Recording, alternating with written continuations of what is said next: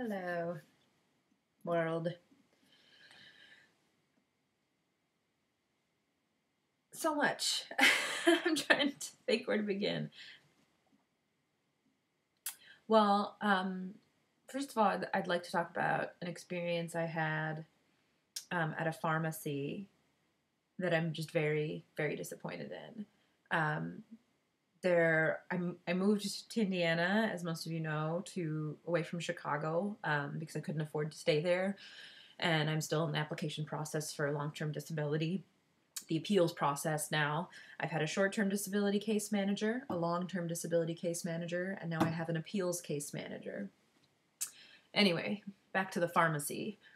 So in moving, I lost some of my medications, and so there were complications with that, and we finally get it straightened out. And then when I go in to talk to them about it and pick it up, please bear in mind that I struggle to leave the house. There are even rooms in the house I can't handle being in. And so I go to pick this up, and they were just so rude to me.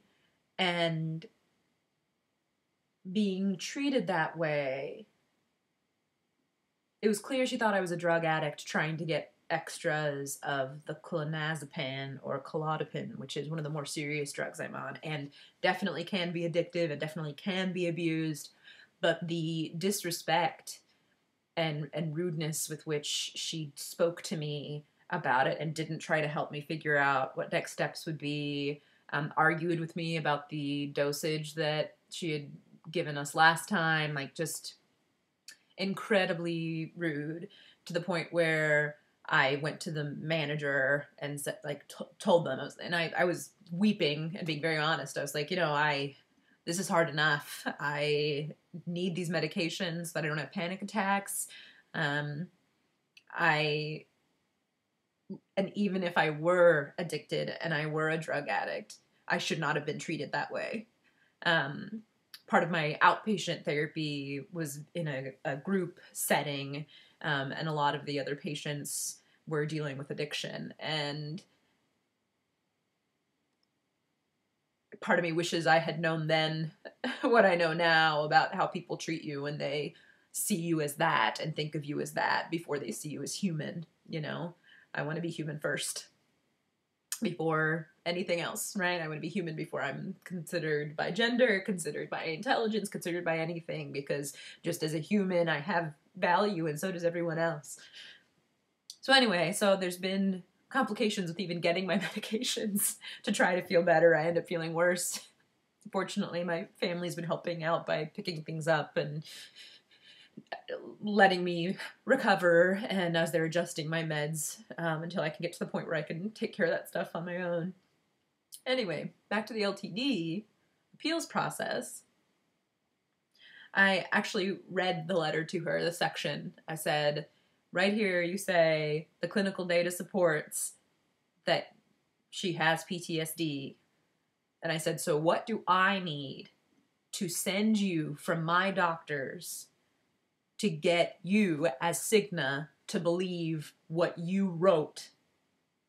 How do I get you to believe what you said? Because you said right here that I have PTSD and that the clinical data supports it. And she says to me, I could see how that could be confusing. Let me just check your notes here. And I apologized to the woman. I was like, just so you know, you're my third manager through this process. I'm weeping the whole time. She's like, you can tell what training they've had, because every time I speak to a new person and I'm crying, they're like, take a deep breath. And they have this spiel they say. And I'm like, no, I'm at a good place right now because I'm coherent. So let's keep moving, even though I'm crying. I gotta keep moving through this. And I told her, I have had rough and awful experiences with short-term disability and long-term disability with your company, and I do not want to take that out on you, but I want you to understand I'm going to be faxing you, I'm going to be emailing you, and I'm going to be overnighting all of my documentations because I've had lots of stuff get lost, and I know it's a big company and stuff happens, but I want to cover all of my bases. So on July 23rd, 22nd, I got those rejection letters and notification of my appeal that I had 1 week to send them additional documentation. So January 30th is my deadline, even though the actual letter I got was on like the 22nd or the 23rd. So I'm calling my doctors in Chicago because I'm still in transition trying to find doctors here, and I won't be able to see a psychiatrist here for like probably 6 weeks because of the rigmarole of who knows, the rigmarole with the insurance and blah, blah, blah, all of that complicated stuff. In addition, of course, to the LTD complicated stuff. So I'm calling my psychiatrist and psychologist in Chicago and asking them for help and guidance. And do we have any more notes since October 15th? And they're just like, this is ridiculous. Like, they read the letter and they were like, it says right here you have PTSD. And then however many paragraphs later says, we do not approve this claim for PTSD. So they're so great, and I'm so thankful to have good medical care. But they're both, like, one already sent me a letter to mail, like he faxed it, and then I'm going to mail it in with my packet. And the other one said he'd get stuff to me by Monday so that I can overnight it on Monday or Tuesday. But I actually said to the woman, it's the strongest I felt even through my tears.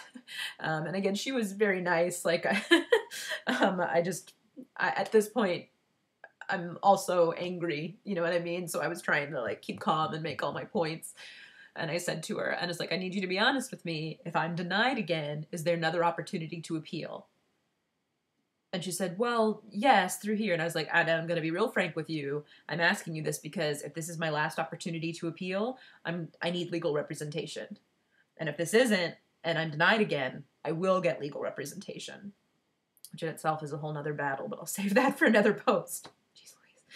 Everything's a battle. Everything. And I have to remind myself, right? That quote I have, it's not life, right? It's not a problem to solve. It's a life to live. And I'm not living my life for frustrating insurance companies and illness. I'm living my life to get better and be happy. So please send positive thoughts that this stuff, when I get it out to them, it could take them as long as 3 months. I think they have 90 days to review everything. So please send positive thoughts that I'll get approved for long-term disability. It's not much, but it's enough to pay for my medical costs, and hopefully I can contribute some to my parents since they've been feeding me. And also to all of you who have donated. I can't express how appreciative I am of that. It's someone donated $500, and that covers a month of my medical costs. I can't thank you all out there enough who have been listening and participating and supporting me through this. Even just by watching these videos, I feel better knowing that I'm not alone. So thank you, and accept my virtual hugs, and I hope everyone out there is doing well. All right, much love. Bye, world.